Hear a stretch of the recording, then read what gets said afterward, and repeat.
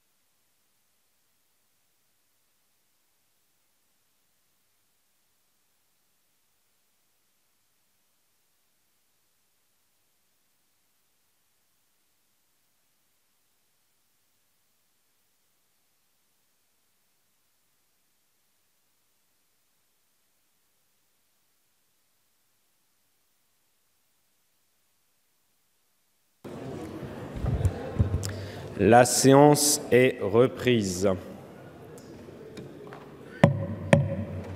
Madame la présidente de la commission des lois, je vous donne la parole, comme nous en étions convenus hier soir et comme je l'ai rappelé ce matin. Merci, Monsieur le Président. Donc, je vais vous faire le compte-rendu fidèle de notre réunion de commission des lois de ce matin, qui de toute façon était publique et donc a pu être suivi par un certain nombre d'entre vous, soit parce qu'ils étaient présents, soit parce qu'ils regardaient sa diffusion. Nous avons souhaité réexaminer donc collectivement les modalités de fonctionnement de la commission des lois dotée des pouvoirs d'une commission d'enquête. Je voudrais saluer Guillaume Larrivé, le co-rapporteur de cette commission, avec qui je sais pouvoir travailler en toute sérénité et dans le respect des règles que nous partageons et auxquelles nous sommes particulièrement attachés. Et je pense que cela nous permettra d'avancer le plus, à nouveau sereinement, mais avec aussi le souci d'établir la vérité des faits. Donc nous avons pu acter collectivement, à l'unanimité des groupes qui étaient présents, moins avec une abstention, que nous souhaitions que les auditions soient publiques, avec la réserve que si des fonctionnaires demandaient le huis clos, nous étudierons la demande avec le co-rapporteur et que nous en saisirions la commission en cas de désaccord entre nous, mais que nous souhaiterons apprécier dans chaque situation l'opportunité de ce huis clos. Concernant les auditions, nous avons convenu de travailler dès lundi matin et de commencer nos travaux par l'audition du ministre de l'Intérieur qui aura lieu à 10 h lundi matin. Et nous avons souhaité également entendre monsieur le préfet de police qui sera entendu à 14 h. Nous avons demandé à chacun des groupes de nous faire parvenir, via le secrétariat de la commission des lois, l'ensemble des personnes qu'ils souhaiteraient voir auditionnées dans le cadre de la commission des lois. Nous avons nous-mêmes fourni 2 listes sur lesquelles nous avions un certain désaccord, mais nous avons aussi pu acter que plus d'une dizaine de personnes nous étaient communes et que donc nous pouvions considérer que nous pouvions commencer nos travaux dès lundi. Sur cette liste, bien évidemment, et nous n'avons pas voulu la figer pour plusieurs raisons. D'une part, parce que nous souhaitons recueillir les suggestions de l'ensemble des groupes de l'Assemblée et donc il ne nous était pas possible de la figer. Deuxièmement, il va falloir considérer que les auditions que nous allons mener dès lundi peuvent nous amener soit à augmenter cette liste, soit à la diminuer parce que des personnes que nous aurions pu envisager finalement ne nécessiteraient pas d'être entendues. Donc la liste va être nécessairement évolutive en fonction de nos travaux et en fonction également des procédures judiciaires qui sont en cours et qui limitent par définition, en application de notre règlement intérieur, mais pas seulement et surtout de décisions du Conseil constitutionnel, nous avons des limites de droit qui vont s'imposer à nous et sur lesquelles nous devrons, avec le rapporteur, et nous en sommes garants, veiller à ce que la commission des lois ne dépasse pas ses prérogatives et n'excède pas les compétences qu'elle a en fonction donc, des règles de droit que je viens de rappeler. Donc sur cela, nous avons levé la séance de la commission des lois, considérant que nous pouvions commencer... Non, c'est...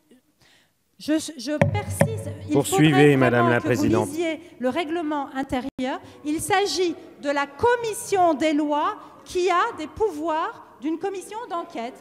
c'est la commission des lois. Donc j'ai levé en tant que présidente de la commission des lois la séance de la commission des lois et j'ai bien rappelé que c'était les règles de la commission des lois qui s'appliquaient telles qu'elles s'appliquent depuis le début de cette mandature et même depuis bien avant. Donc voilà, Monsieur le Président, le point que je souhaitais faire suite à notre réunion de commission des lois qui nous permet d'avancer dans la clarté, dans un esprit extrêmement constructif et j'ai pu le constater avec un souhait de tous de faire que cette commission puisse travailler sereinement et de façon irréprochable et c'est bien le moins que l'on doit à nos concitoyens.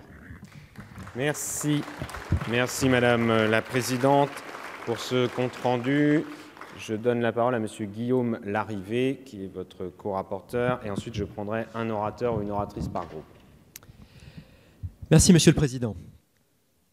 Cette réunion de la Commission des lois en forme de commission d'enquête a permis de prendre acte d'un point d'accord partiel sur la méthode et d'un point de désaccord majeur sur le périmètre de notre commission et sur la liste des personnes qu'il me paraît indispensable d'entendre dans les meilleurs délais. Le point d'accord sur la méthode, c'est l'audition publique des personnes que nous souhaitons convoquer. Les choses ont évolué par rapport à hier soir sur ce point. J'observe que la commission s'est ralliée à la proposition qui était la nôtre hier. Les auditions auront un caractère systématiquement public, totalement public, conformément à notre règlement, sauf dans l'hypothèse tout à fait exceptionnelle où une personne solliciterait le huis clos et où la commission déciderait d'appliquer le huis clos. Ça, c'est le point de méthode. Le point de désaccord majeur continue à porter sur le périmètre des personnalités, des individus qu'il est nécessaire de convoquer et d'entendre sous serment dans le cadre de cette commission d'enquête. Madame la co-rapporteure Braun-Pivet, appuyée par le groupe majoritaire, a accepté l'audition nécessaire du ministre d'État, ministre de l'Intérieur dès lundi matin et du préfet de police, ainsi que, je vous en donne acte, du directeur de cabinet du président de la République, M. Patrick Stroda, et un certain nombre de personnes, je crois 8 ou 9 personnes, ont été évoquées par Mme Braun-Pivet. Il est nécessaire, bien sûr, que s'agissant de ces personnes qui font l'objet d'un accord, les auditions se tiennent très vite. Ont été programmées celles du ministre et celles du préfet de police. Il est nécessaire aussi, bien sûr, que dès lundi, nous puissions entendre le directeur de cabinet du président de la République et les autres personnes qui ont fait l'objet de cette énonciation. Mais le point du désaccord, Monsieur le Président, et c'est évidemment sur ce point que je souhaite informer pleinement notre hémicycle. Le point de désaccord majeur concerne en réalité 3 blocs de personnalités. S'agissant de l'Élysée, il est évidemment indispensable que soit entendue toute la chaîne hiérarchique entre M. Benalla, qui était le 1er mai adjoint au chef de cabinet du président de la République, jusqu'au secrétaire général de la présidence de la République, inclus M. Alexis Kohler. Je maintiens donc évidemment la demande d'audition, non seulement de M. Kohler, mais aussi du chef de cabinet du président de la République, M. Loche, du porte-parole du président de la République, M. Bruno Roger-Petit, qui pour la première fois depuis le début de sa prise de fonction a fait un point presse solennel sur les faits dont la commission d'enquête est saisie. Périmètre élyséen, objet d'un désaccord.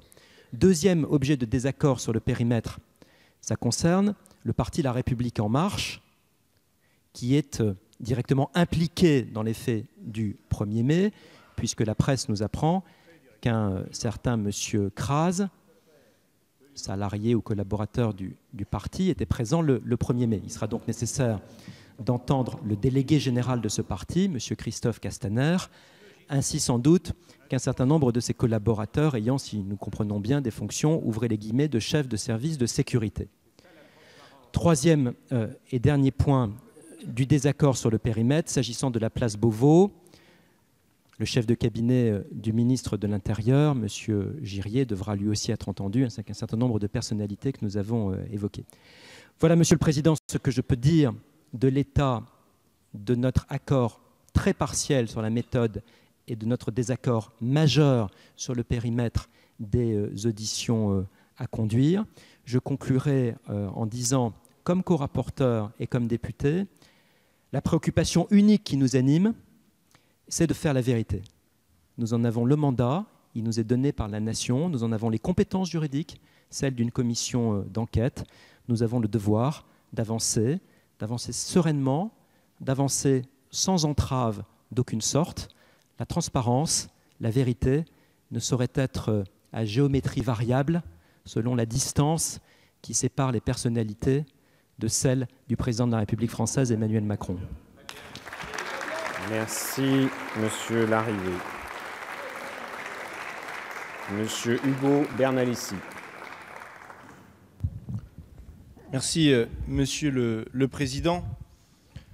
Je voudrais vous remercier à un double titre, Monsieur le Président de Rugy.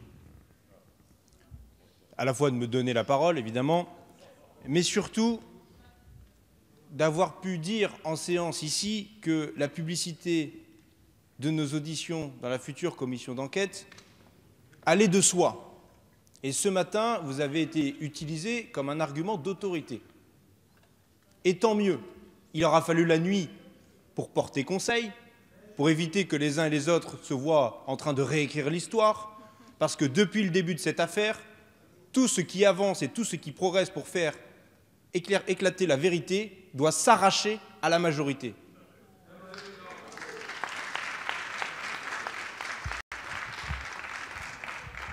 Et nous continuerons d'arracher tout ce qui doit être arraché pour faire la vérité sur cette affaire, évidemment. Donc merci, Monsieur le Président de Rugy, pour la publicité des débats. Et oui, il y a eu une unanimité, moins 2 abstentions, ou une abstention si vous comptez en nombre de groupes parlementaires, parce que nous sommes tout à fait heureux et contents qu'il y ait la publicité des débats, mais nous avons un peu du mal avec la parole de la majorité depuis 2 jours, avec des prises de position qui sont blancs, puis noirs, puis grises, etc. Donc j'attends de voir, comme dirait l'autre. Sur la liste des auditions, clairement, la majorité a eu des auditions, a proposé d'auditionner des personnalités qui sont identiques à celles qu'a proposé Guillaume Larrivé. Mais en réalité, c'est les gens que la majorité a décidé d'auditionner qui seront auditionnés, ni plus ni moins. Quand bien même Guillaume Larrivé n'aurait pas fait de proposition ou tous les autres groupes, c'est la liste proposée par la majorité. Et c'est là un problème majeur de cette commission d'enquête, avec l'échec de la commission réunie en bureau hier, c'est que nous étions partis sur une dynamique validée ici, transpartisane, disant que c'est le pouvoir législatif, en tant que tel, qui s'organise pour faire sa mission d'évaluation et de contrôle de l'exécutif, et nous sommes revenus ce matin sur un fonctionnement autoritaire de la majorité qui a de toute façon raison parce qu'elle est majoritaire. On a clairement changé de nature et d'état d'esprit de cette commission d'enquête et nous le regrettons. Nous le regrettons. Car il faut de l'ordre et arrêter avec ce désordre permanent, avec ce tumulte de rebondissements, de un coup à huis clos, un coup à huis clos, un coup public, un coup on s'exprime, un coup on ne s'exprime plus, un coup on veut une commission d'enquête, un coup on ne s'y est pas opposé. Enfin, il faut remettre de l'ordre dans tout ça et de l'ordre républicain. Et d'ailleurs, je vous rappelle qu'il y a 2 demandes qui ont été faites à la fois par le président Jacob et par le président Mélenchon pour entendre le Premier ministre au titre de l'article 50-1 pour les raisons politiques devant cet hémicycle et pas seulement devant la commission d'enquête, parce que je pense qu'il devrait être entendu également, Monsieur Philippe, devant la commission d'enquête, car il était dans la cellule qui avait été composée spécialement pour le 1er mai, cellule de crise, dans laquelle nous avions Gérard Collomb, Édouard Philippe, M. Kohler et M. Stroda, entre autres. Entre autres. Il y a d'ailleurs des très belles photos qui ont été faites à ce moment-là, best storytelling, en disant que tout le monde était sur le pont et tenait au courant, minute après minute, le chef de l'État qui gardait son téléphone à proximité de lui en Australie. Ça, c'est l'article du Parisien. Je ne crois pas que quelqu'un l'ait démenti dans cet hémicycle. Et sur la liste des auditions, enfin, ne pas auditionner M. Benalla ou M. Kras ou M. Mirzeski, qui est le troisième homme pour lequel il a fallu un peu plus de temps pour l'identifier. Vous nous dites, il y a des procédures judiciaires, on ne peut pas, etc. Première remarque, il me semble que M. Cahuzac avait été entendu dans le cadre de la commission d'enquête qui concernait ce qui entourait l'affaire Cahuzac. Premièrement. Et deuxièmement, c'est un sujet de séparation des pouvoirs. Ce n'est pas à nous de nous faire notre propre autocensure. Si nous voulons auditionner quelqu'un, nous le demandons, et s'il y a quelqu'un qui s'y oppose, à savoir l'autorité judiciaire, c'est à elle de le faire savoir. Point. Point. Chacun dans son rôle, chacun dans ses pouvoirs. Et c'est pourquoi ce qui nous a amené à demander à ce que Emmanuel Macron puisse être entendu par cette commission d'enquête. Alors évidemment, il n'est pas responsable devant le Parlement. Il peut refuser de venir, mais rien ne l'empêche d'accepter. Rien au titre de la Constitution ne l'empêche d'accepter de venir devant notre commission d'enquête. Et on le dira autant de fois qu'il le fera. Et s'il faut aussi également demander à Madame Brigitte Macron de venir, on le demandera. Et enfin, sur l'organisation, et je termine, Monsieur le Président. Mais enfin, sur l'organisation de nos travaux et des débats lors de la commission des lois de ce matin, j'ai vécu une situation hallucinante, où c'est à la fin de la commission, où sur un coin de table, on dit au fait, est-ce que tout le monde pourra poser des questions? Est-ce que tout le monde pourra être présent? Oui, oui, vous inquiétez pas, etc. Alors que le cadre de nos futurs travaux aurait dû être le point de départ de notre discussion, puis la publicité, puis l'organisation des auditions. Quand on apprend les horaires qui nous sont imposés, qui ont été décidés à l'avance, la commission de ce matin n'a décidé aucun horaire. Merci. Aucun horaire. Il faut bien le rappeler Bernalicis. dans l'histoire du storytelling de l'unanimité que vous sentez vouloir faire surgir. Merci de vous en tenir à un temps de parole de 5 minutes. Madame Isabelle Florennes. Merci, Monsieur le Président. Alors, au nom du groupe MODEM, je voulais dire que nous sommes effectivement satisfaits ce matin de l'accord qui a pu être trouvé sur le premier point qui nous semblait important, car comme vous tous ici, nous sommes soucieux de la transparence des débats qui doivent être donnés à cette commission d'enquête et effectivement donc satisfaits de l'accord qui a pu être trouvé sur la publicité des débats. Et sur ce point, je trouve que les débats ont été intéressants et sereins. Et c'était une bonne chose et c'était nécessaire que nous trouvions cet accord sur cette publicité.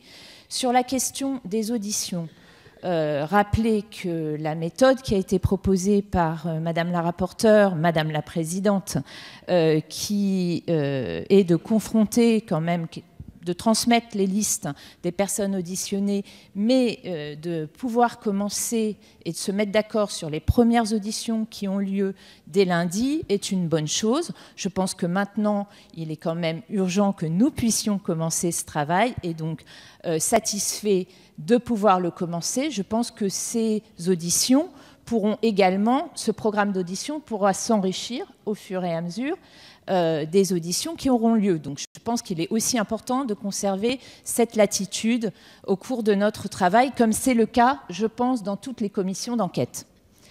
Et enfin, maintenant, mes chers collègues, voilà, nous souhaitons pouvoir reprendre les débats.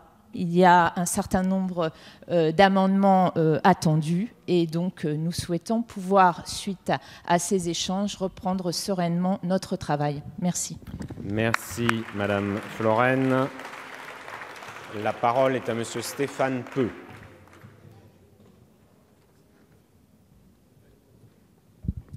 Merci, Monsieur le Président. Tout d'abord, moi aussi, pour me féliciter des avancées de la commission de ce matin, tout en regrettant quand même qu'il nous aura fallu des heures pour que les oppositions obtiennent la création de cette commission d'enquête et qu'il aura fallu plusieurs heures pour que ce qui nous semblait évident et réglementaire, c'est-à-dire le caractère public de cette commission d'enquête, refusé hier par la majorité, soit finalement accepté ce matin. Et tout ça représente beaucoup de temps perdu et d'hésitation dommageable.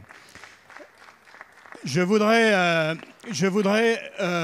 dire également que l'un des enjeux de cette commission d'enquête va être de savoir, entre autres, est-ce que nous avons affaire aux errements d'une ou deux personnes, ou est-ce que, à travers cette affaire, s'était érigé en système du parti majoritaire à l'Élysée une milice ou une police parallèle?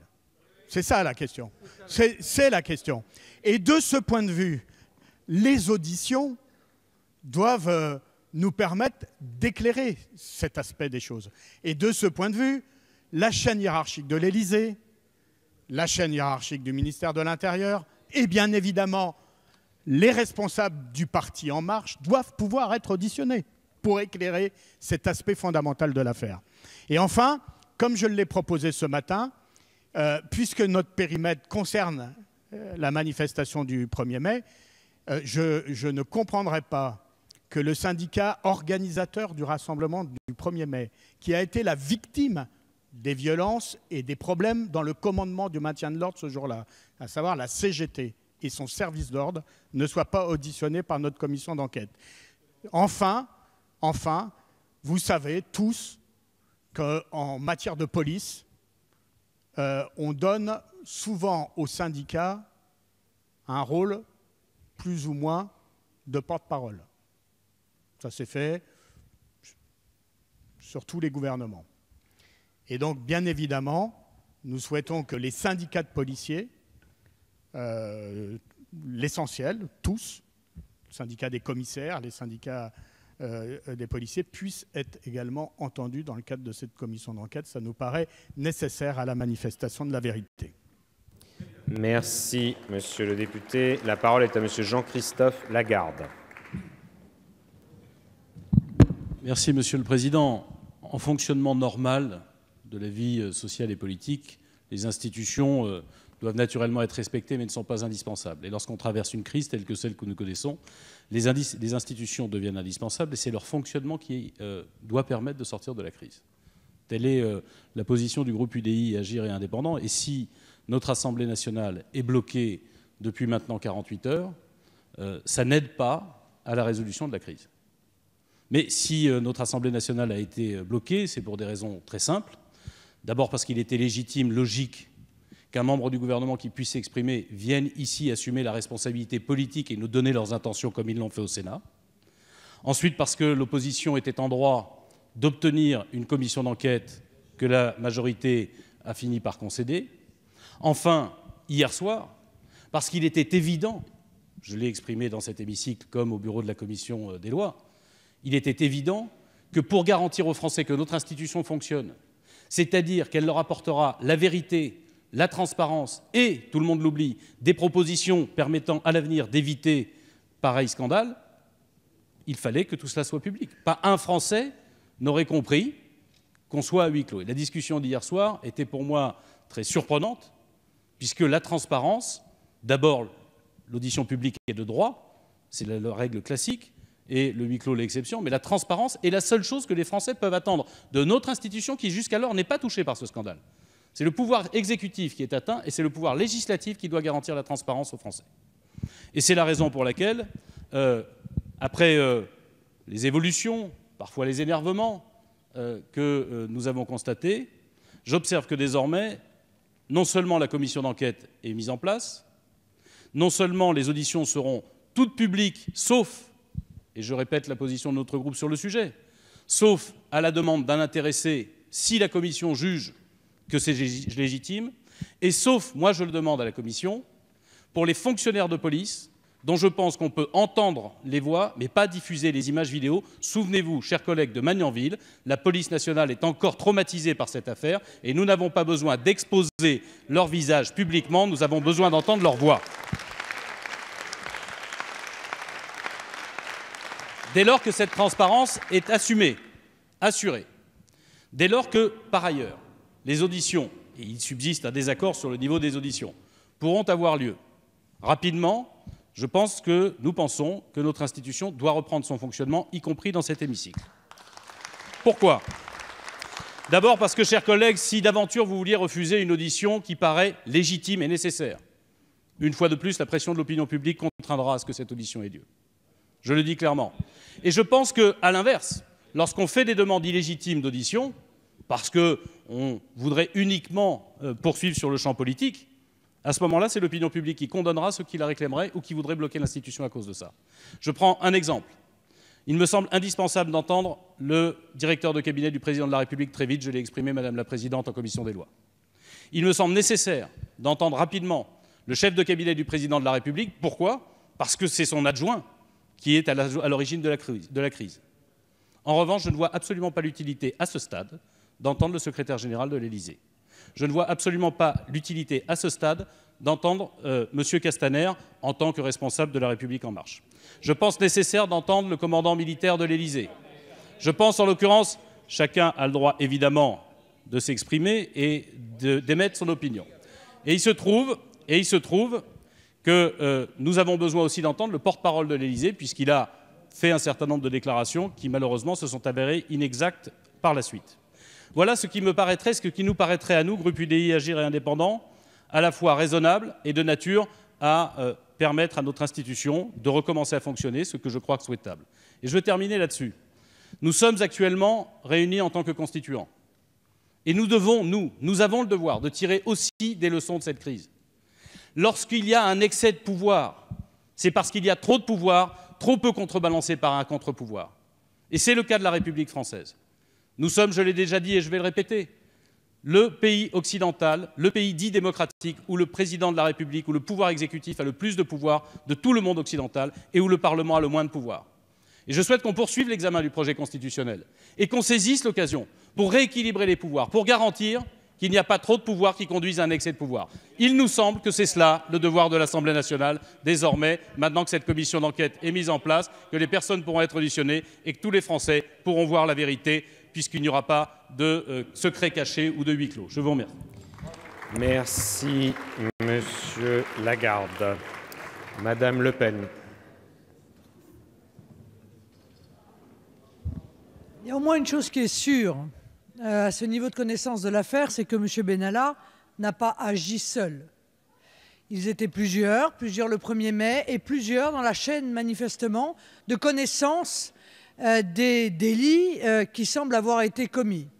Rien que cela mérite que la commission d'enquête puisse effectuer les auditions de la manière la plus large qui soit, et pas seulement en se limitant au fait du 1er mai, ce qui semble être le désir de la République En Marche. On les comprend, ils essayent d'éteindre ou en tout cas de circonscrire l'incendie, mais le meilleur moyen de souffler sur les braises et de le faire repartir, c'est précisément de donner le sentiment que vous ne souhaitez pas la vérité et la transparence dans ce dossier. Au-delà des événements du 1er mai, un certain nombre de personnes ont eu, comme j'ai eu l'occasion de le rappeler, des pouvoirs exorbitants. Qui leur a donné ? Ils ont obtenu des passe-droits. Qui leur a accordé ces passe-droits ? Ils ont obtenu une protection qui semble être de nature hiérarchique et politique. Qui leur a accordé cette protection ? Et puis, il y a, comme ça a été rappelé, des soupçons très lourds d'activités de police parallèle, de police politique, et pas seulement le 1er mai, à toute une série d'autres occasions où M. Benalla et peut-être d'ailleurs M. Kras également ont tenté de se faire passer ou d'avoir l'autorité qui normalement est accordée à nos forces de l'ordre républicaines. Et c'est si vrai que les journaux sont pleins d'exemples de frictions qui ont existé entre des policiers ou des gendarmes et cette équipe qui, semble-t-il, s'accordait ces pouvoirs protégés par les uns et les autres. Alors oui, bien évidemment, il est essentiel de faire l'ensemble de la lumière sur ces agissements qui sont des agissements qui touchent à notre état de droit, qui touchent à notre fonctionnement démocratique et à notre fonctionnement républicain. Et il serait bon que la République En Marche arrête de faire pour le coup de l'obstruction quant à l'administration de cette vérité. Merci Madame la députée. La parole est à Madame Naïma Mouchou.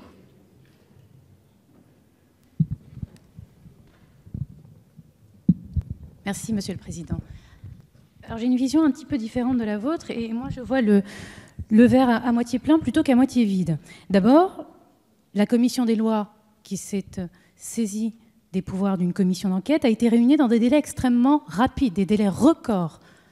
Des délais records parce que ça ne s'est jamais fait sous la Ve République. Ensuite, cette commission d'enquête, elle a encore une fois été votée à l'unanimité, je tiens à le redire, à l'unanimité des commissaires aux lois et majorité comprise. Ensuite, mes chers collègues, nous nous sommes accordés sur ce qui était jusque-là des points durs. L'audition du ministre de l'Intérieur, ministre d'État, il viendra lundi matin, nous l'avons dit. La publicité des débats comme règle à titre principal, et le co-rapporteur l'a rappelé, les personnes Poursuivez, Madame Mouchou. Et merci. monsieur le co-rapporteur l'a bien expliqué, les personnes interrogées pouvant, le cas échéant, demander à être auditionnées à huis clos, et dans ce cas-là, c'est la commission qui délibère. Et les auditions en elles-mêmes, là encore, je veux être optimiste, puisque en réalité, nous sommes tombés d'accord, et c'est ce qui ressort de nos débats, sur près d'une dizaine de noms en commun. Sur le reste, en plus des groupes qui pourront proposer les noms complémentaires, nous avons débattu. J'ai expliqué quelle était la position du groupe et nous aurons tout loisir de statuer au fil de l'eau et en fonction de ces premières auditions. Tout cela devant se faire dans un cadre légal, dans le cadre qui s'impose à nous, ne l'oublions pas. C'est un argument qui est souvent balayé d'un revers de la main, mais enfin une enquête préliminaire est en cours et la justice est saisie, et ce serait quand même un comble pour le législateur de ne pas en tenir compte, de ne pas respecter ni la loi, ni la Constitution. Nous sommes tous animés, mes chers collègues, nous sommes tous animés du même objectif, qui est celui de faire la lumière sur les faits. Et la commission des lois qui enquête, s'est mise au travail. Compte tenu de tous ces points de convergence, je crois pour ma part que tous les ingrédients sont réunis pour reprendre sereinement les travaux de la réforme constitutionnelle, réforme qui, une fois de plus, nous engage tous. Merci, Madame la députée. La parole est à Monsieur Philippe Gosselin. Merci, Monsieur le Président. Je crois que nous partageons tous sur ces bancs ce souci de vérité. Nous nous réjouissons, nous aussi, que la Commission ait pu parvenir à un accord, non sans difficulté. Non sans difficulté. D'abord, sur la Constitution, cette Commission, il a quand même fallu acculer la majorité pour qu'elle puisse se faire.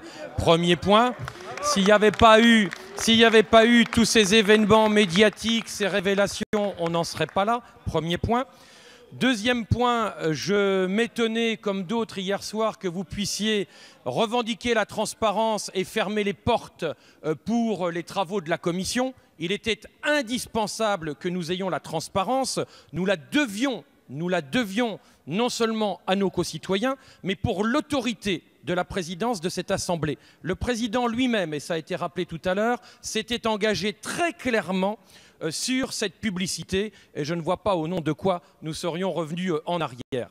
Nous avons noté, ça a été dit par Guillaume Larrivé, un certain nombre de points d'accord. Encore une fois, je m'en réjouis. Nous devons nous en réjouir dans l'intérêt général, mais il y a évidemment des désaccords sur un certain nombre de noms. Il n'est pas question, évidemment, de convoquer des centaines de personnes pour des auditions qui dureraient des heures et des heures et des heures, mais il s'agit quand même d'avoir des responsables qui ont tenu les choses en main et qui sont au sommet de la hiérarchie et donc connaissent mieux que d'autres l'ensemble des éléments. Je pense en particulier au secrétaire général de l'Élysée, mais il y a bien sûr d'autres noms comme le principal intéressé dont on a tous le nom en tête. Il serait inconvenant, inimaginable qu'il ne puisse pas être auditionné par la Commission. Bref, nous sommes arrivés à ce point d'accord. Nous aurons dès lundi le ministre de l'Intérieur qui viendra témoigner. Et je rappelle, afin que nul n'en ignore, que ces auditions se font sous serment. Sous serment. Autrement dit, tout ce qui pourrait être dit qui ne serait pas la vérité encourt le parjure. C'est pour rappeler le cadre, encourt bien le parjure. Voilà, chacun a en tête ces éléments. Maintenant, nous aurons à travailler de façon intense et rapide. Dès lundi, ce qui est déjà un peu tard par rapport à ce qui avait été dit au départ, nous perdons tout le week-end, mais admettons, nous n'allons pas relancer la mécanique et nous le faisons en responsabilité. Ça a été acté, nous maintenons ce point, il n'y a pas de contestation. La première audition, c'est bien lundi 10 h. Parfait.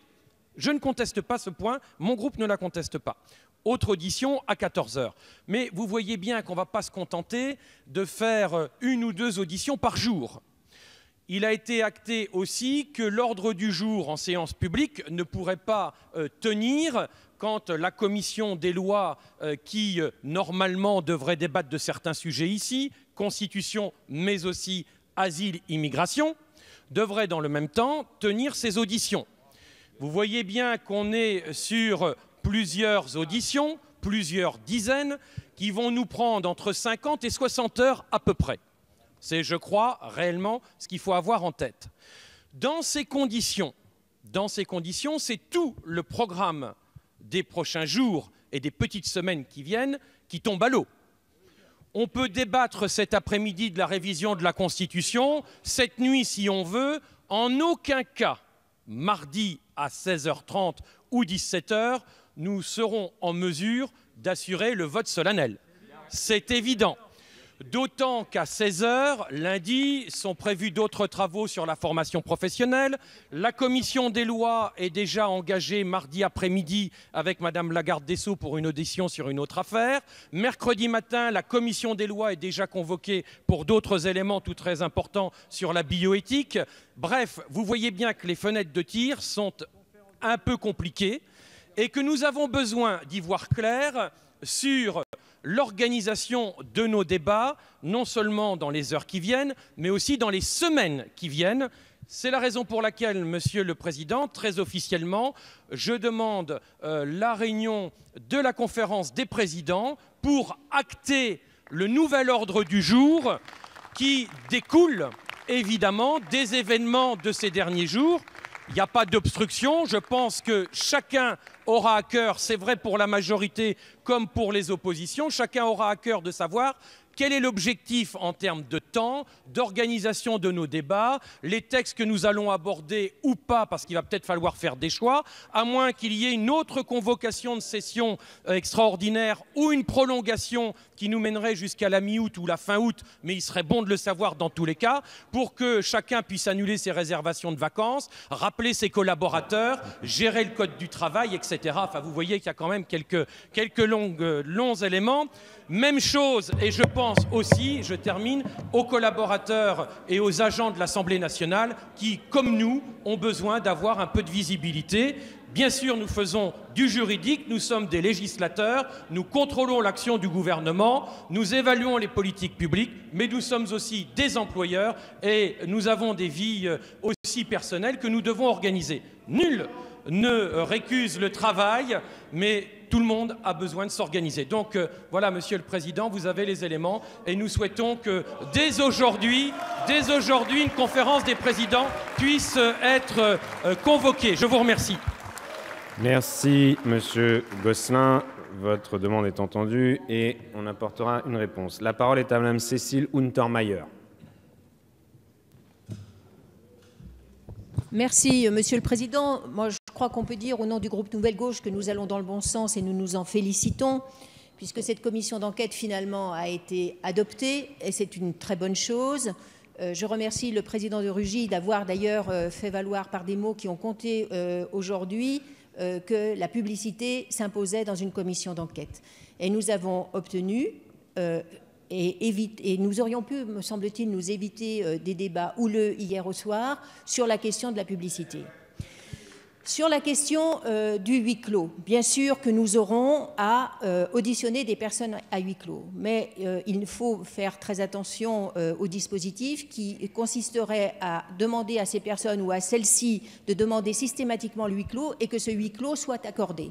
Donc la vigilance qui sera apportée et par la présidente et par le co-rapporteur devront nous rassurer sur ce point. Sur la liste elle-même, bien évidemment, il y a un très grand écart entre la liste proposée par la majorité et la liste proposée par les Républicains. Nous ne nous sommes pas prononcés sur la liste parce que nous ne l'avions pas entre les mains. Et je pense qu'à ce stade, nous devons impérativement et très rapidement dès 14 h, transmettre les listes des personnes que nous souhaitons voir entendues à la commission d'enquête, commission des lois, et trancher cette question. C'est absolument indispensable de faire en sorte que cette commission d'enquête ne soit pas une illusion, mais qu'elle soit bien effectivement en capacité, par les auditions qu'elle juge utiles d'obtenir, de faire la lumière sur un dispositif qui est peut-être pas excessif, mais qui en tout cas trouble beaucoup actuellement.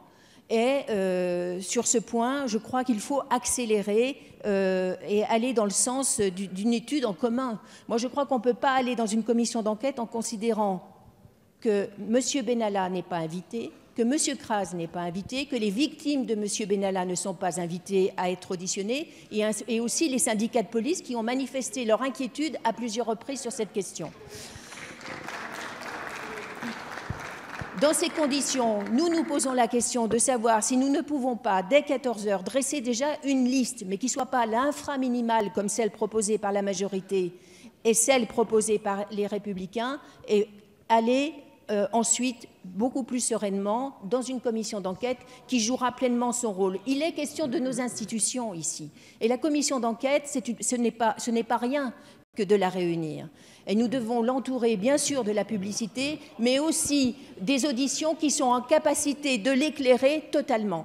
Et je pense, par ailleurs, que cette liste ne doit pas être arrêtée définitivement, parce que l'expérience que j'en ai eue de la commission d'enquête sur Cahuzac nous a permis de déterminer l'opportunité, finalement, d'auditionner telle personne et, au contraire, de ne plus auditionner celle que nous avions envisagée. Donc, nous devons avoir la souplesse, mais aussi la liberté de travailler. C'est le sens d'une commission d'enquête. Sinon, il ne faut pas la faire. Enfin, sur l'organisation législative, je rejoins les propos des Républicains et de Monsieur le député Gosselin. Nous ne savons plus où nous allons. Nous avons la loi sur l'immigration qui revient la semaine prochaine. Nous allons siéger dimanche. Mardi, très visiblement, nous ne pourrons pas voter la loi sur le projet de loi, sur la Constitution. Est-ce que nous ne pouvons pas, de manière raisonnable, replanifier l'ensemble du travail législatif? C'est d'ailleurs une des préconisations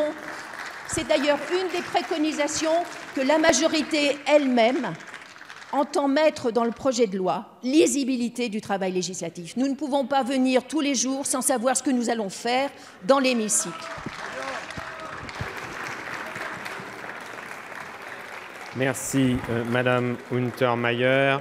Parce que l'ensemble des groupes se sont exprimés et qu'il y a eu plusieurs questions concernant l'ordre du jour, il est évident que de toute façon, il faut tirer quelques conclusions pratiques du fait que l'examen du projet de loi constitutionnelle n'a pas pu être mené et est actuellement bloqué. Je ne fais pas de commentaires sur les raisons de cette situation. Et donc, naturellement, je vais mener un certain nombre de consultations dès après la séance pour voir comment nous allons pouvoir organiser les choses et le faire, évidemment, le plus sereinement possible, sans agiter, Monsieur Gosselin, des choses qui ne sont pas, évidemment, réalistes. Prochaine séance cet après-midi à 15 h. La séance est levée.